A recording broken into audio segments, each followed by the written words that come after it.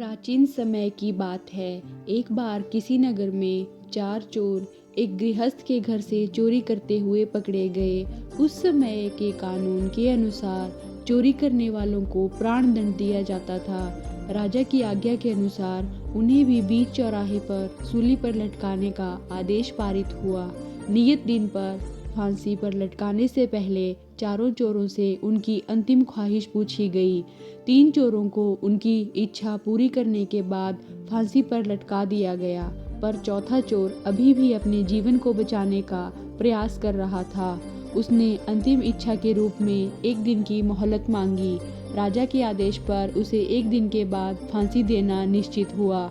वह चोर रात भर काल कोठरी में बैठा हुआ अपनी आसन्न मृत्यु को टालने का उपाय सोचने लगा। अचानक उसके दिमाग में एक विचार कौंधा और उसने पहरेदारों से यह कहते हुए राजा से मिलने की इच्छा व्यक्त की कि उसके पास राजा के लिए एक अत्यंत महत्वपूर्ण सूचना है, जिसके बल पर वह संसार के सबसे शक्तिशाली शासक बन सकते हैं। जब पहरेदारों ने उसे उस बात के विषय में पूछा तो उसने स्पष्ट कह दिया कि वह राजा के अलावा किसी और व्यक्ति को कुछ नहीं बताएगा। हार मानकर पहरेदारों ने सेनापति को यह बात बताई। सेनापति के मन में भी राजा बनने की इच्छा थी। उसने चोर को प्रलोभन देकर उस रहस्य के बारे में पूछा, लेकिन चोर ने फिर इनकार कर दिया। मजबूरीवश सेनापति को राजा को इसकी सूचना देनी पड़ी। जब राजा को यह पता चला कि चोर के पास कोई ऐसी सूचना है जो उसे दुनिया का सबसे शक्तिशाली शासक बना सकती है, तो वह दौड़ा दौड़ा चोर के पास गया। राजा को देखते ही चोर को अपनी योजना सफल दिखने लगी, पर उसने अपने मन का भाव व्यक्त नहीं होने दिया। उसने राजा से एकांत में बात करने की प्रार्थना की। राजा के पूछने पर उसने इस बात का रहस्योद्घाटन किया कि महाराज, मैं एक ऐसी विद्या जानता हूँ जिससे सोने के बीज बोने पर सोने की फसल पैदा होती है। आप इस सोने से एक शक्तिशाली सेना का निर्माण करके संपूर्ण पृथ्वी पर राज कर सकते हैं। यदि मैं बिन बताए मर जाता हूँ तो यह विद्या बेकार चली जाएगी, इसीलिए मैंने आपको यहाँ बुलाकर कष्ट दिया है। पहले तो राजा को चोर की बात पर विश्वास नहीं हुआ, लेकिन फिर उसने सोचा कि चोर का कमाल देखने में हर्ज ही क्या है, तो उसने चोर की सलाह के अनुसार एक विस्तृत खेत तैयार कराया और उसकी जुताई आदि करवाकर उसे फसल बोने योग्य बनवा दिया। इतने दिन तक चोर को जेल में ही रखा गया ताकि वह भाग ना सके।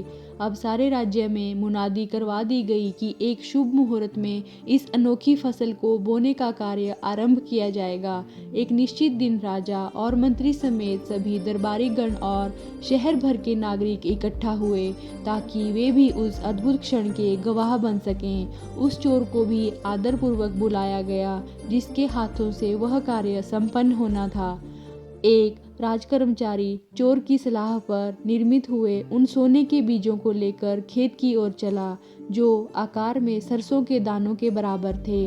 राजा ने चोर को भी खेत में जाने के लिए कहा, पर तभी चोर ने राजा से विनयपूर्वक हाथ जोड़ते हुए कहा, दुहाई है महाराज, अगर मैं अपने हाथों से सोने की फसल उगा पाता तो मैं चोरी ही क्यों करता।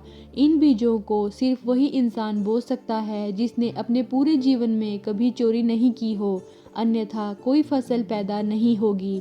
चोर की बात सुनकर सभी लोग सकते में आ गए। दरबारी आपस में खुसर फुसर करते हुए कहने लगे, अब मरे, इस चोर ने अच्छा मौका देखकर बड़ा घात लगाया है, आज सबकी इज्जत चली जाएगी।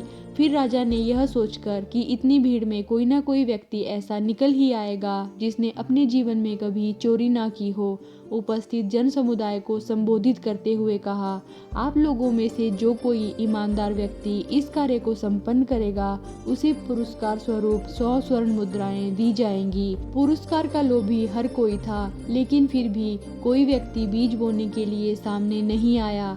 आते भी कैसे, क्योंकि हर कोई अपने जीवन में कभी ना कभी चोरी कर ही चुका था। इसीलिए राजदंड के भय से सभी चुप ही रहे।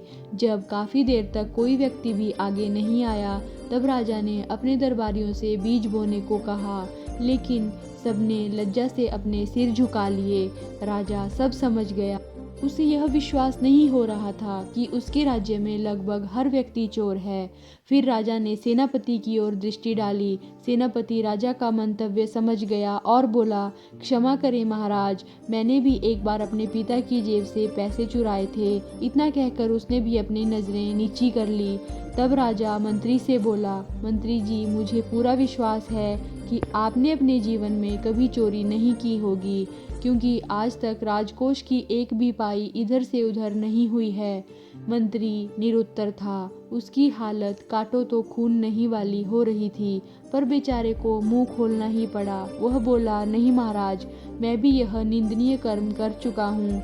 एक बार बचपन में मैंने अपनी माँ की नज़र से बचाकर कुछ पैसे भिखारी को दे दिए थे। फिर सब लोगों ने राजा से ही कहा, महाराज, आपके जैसा पवित्र और शुद्ध व्यक्ति तो कोई नहीं हो सकता। सभी जानते हैं कि आप इतने सत्यनिष्ठ और निष्प्रिय हैं। फिर आप क्यों इन स्वर्ण बीजों को बोने का पवित्र कार्य नहीं करते? लेकिन दबी जबान में राजा ने भी स्वीकार किया कि जब उनका बचपन था तब उन्होंने भी एक बार चोरी की थी और देवताओं को समर्पित भोग में से एक लड्डू चुरा कर खाया था। सभी लोग राजा का रहस्योद्घाटन सुनकर दंग रह गए। सबको चुप देखकर चोर एकाएक जोरों से बोल उठा, जब तुम सब लोगों ने चोरी की है तो मुझ अकेले को सूली पर क्यों चढ़ाया जा रहा है? यदि इस राज्य में उचित दंड मिलता है तो वह सबसे पहले तुम लोगों को दिया जाना चाहिए।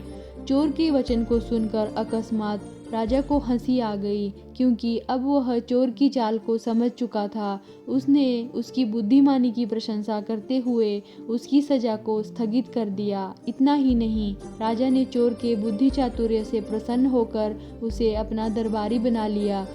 किसी विद्वान ने सही ही कहा है कि मुश्किल समय में भी व्यक्ति को अपना धैर्य नहीं खोना चाहिए, बल्कि अपनी बुद्धि का इस्तेमाल करते हुए उसे संकट से निपटने में लगाना चाहिए। बुद्धिमान बनने की कला वह जानने की कला है कि हमें किसे नज़रअंदाज करना है। हमें आशा है यह कहानी आपको कोई ना कोई शिक्षा जरूर दे गई होगी। कृपया हमारे चैनल को सब्सक्राइब करें और हमारी मोटिवेशन बढ़ाएं दोस्तों। धन्यवाद। शुभ दिन।